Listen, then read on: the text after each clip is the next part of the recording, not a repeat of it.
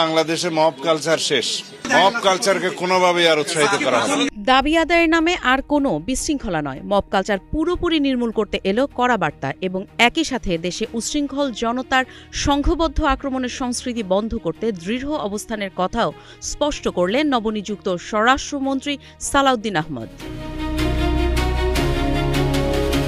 মন্ত্রী হিসেবে শপথ নেয়ার পর বুধবার বিকেলে সচিবালয়ে নিজের প্রথম কর্মদিবসে স্বরাষ্ট্র মন্ত্রণালয়ের সম্মেলন কক্ষে তিনি স্পষ্ট ভাষায় বলেন, মব কালচার শেষ।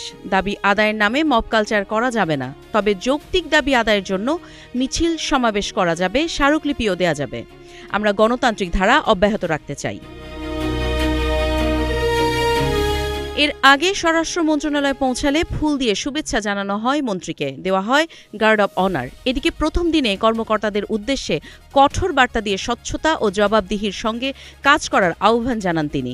সাংবাদিকদের সঙ্গে আলাপকালে স্বরাষ্ট্রমন্ত্রী বলেন, পুলিশকে জনগণের বন্ধু বানাতে হবে, পুলিশের যে ভাবমূর্তি নষ্ট হয়েছে তা পুনরুদ্ধার করতে হবে।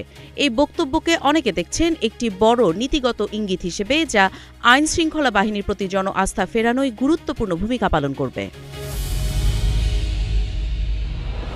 স্বরাষ্ট্র মন্ত্রণালয়কে দুর্নীতিমুক্ত প্রতিষ্ঠান হিসেবে গড়ে তোলার অঙ্গীকার করেন তিনি। সাফ জানিয়ে দেন, কোনো প্রকার অবৈধ তদবির চলবে না।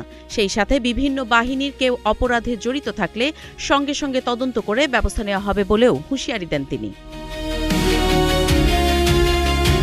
মব কালচার বন্ধের ঘোষণা, দুর্নীতির বিরুদ্ধে জিরো টলারেন্স আর পুলিশের ভাবমূর্তি পুনর্গঠনের অঙ্গীকার।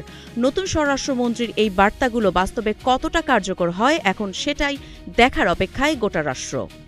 কাজী ইশরাত জাহান দৃষ্টি, নাগরিক প্রতিদিন।